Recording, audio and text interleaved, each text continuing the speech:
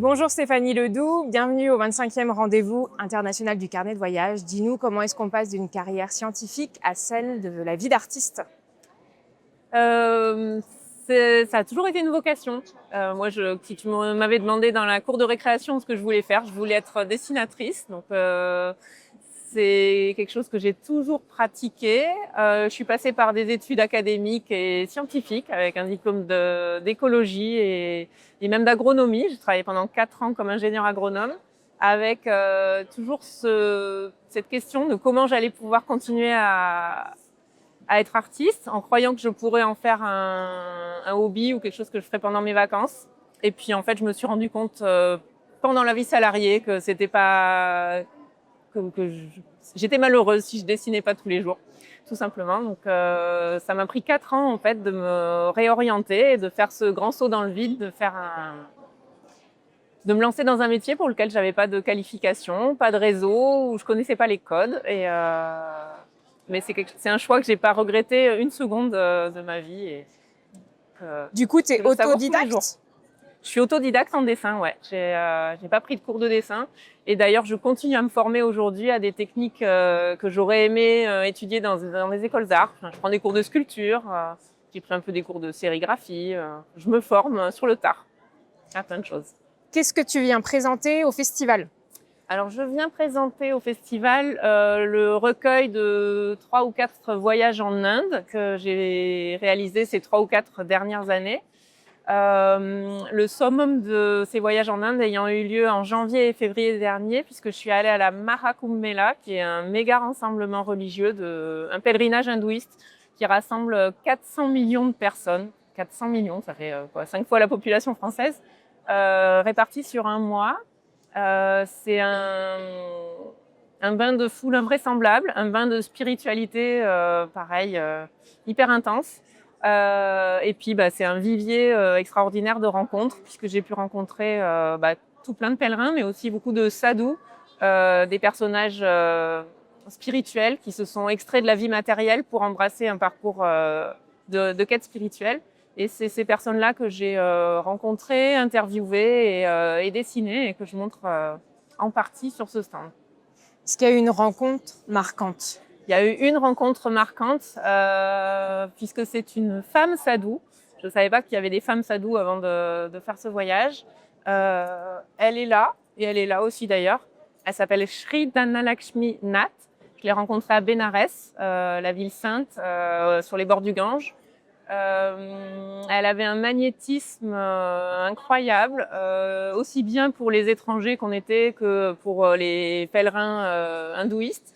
C'est simple, enfin, tout le monde s'arrête net en la voyant et beaucoup de gens aiment rester dans son énergie qui est assez magnétique et écouter de ses sagesses et recevoir des bénédictions. J'ai eu la chance de passer une quinzaine de jours à Varanasi, à Bénarès.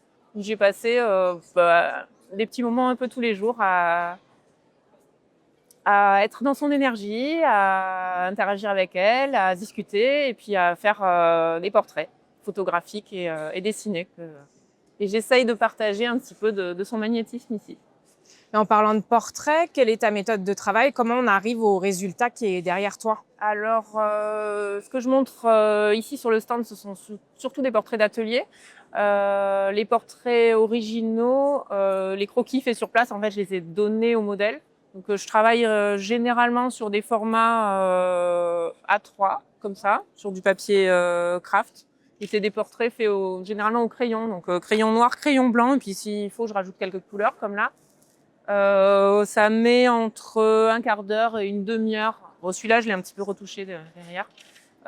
Pour faire ce portrait sur place, parce que j'essaye d'aller vite, parce que les gens n'ont pas non plus une patience infinie. Et après, je me base sur des photos du croquis que j'ai donné et des photos des personnes pour retravailler en atelier. Et là, les techniques d'atelier, donc c'est sur des panneaux de bois, c'est des marouflages de différents papiers. Sur lesquels je reprends un petit peu les techniques que j'utilise sur le terrain, puisque c'est essentiellement du dessin au crayon et des lavis d'encre pour venir un peu intensifier les noirs. Mais voilà, ça reste une technique très simple. La nouveauté sur le stand cette année, c'est des fenêtres anciennes que j'ai chinées au Rajasthan et qui servent de cadre, qui, je trouve, apportent un plus. Explique-nous comment tu les as fixées. Est-ce que c'est comme un cadre lambda? Tu les as retravaillées?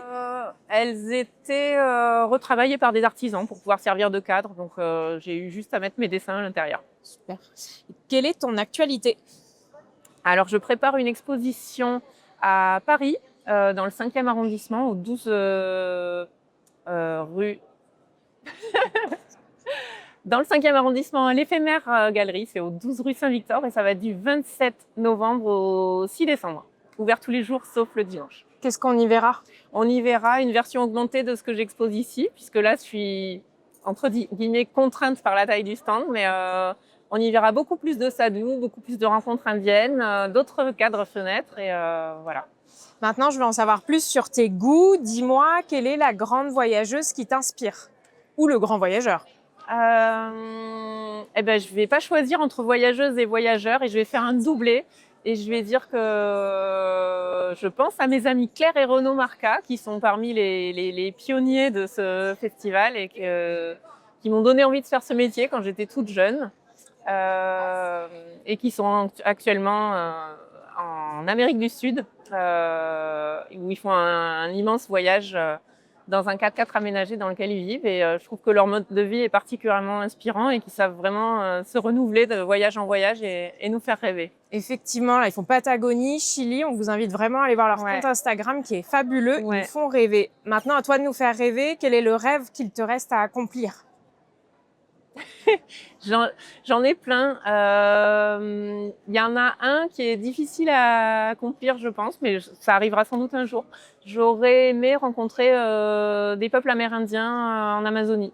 C'est très réglementé et heureusement pour eux, c'est très difficile d'accès. J'ai quelques contacts de gens qui les côtoient et j'aimerais beaucoup avoir l'occasion de dessiner en Amazonie. Qu'est-ce qui t'attire dans ces peuples?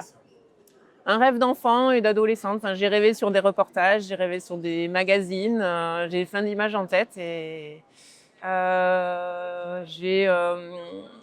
y a des carnétistes emblématiques du salon, Étienne Druon et son épouse qui vont souvent en Amazonie, qui ont ramené plein d'images qui me font rêver. Donc, Dernière question, qui est ton coup de cœur du festival? Alors, pour tout dire, je n'ai pas encore eu le temps de faire un vrai tour du festival, mais j'ai hâte d'aller voir en premier le stand de Christophe Ponce-Capitaine et Karine Sanseri parce que j'adore leur travail, j'adore leur façon de s'immerger dans les peuples et je suis persuadée que leur stand est magnifique. Merci Stéphanie. Merci Camille.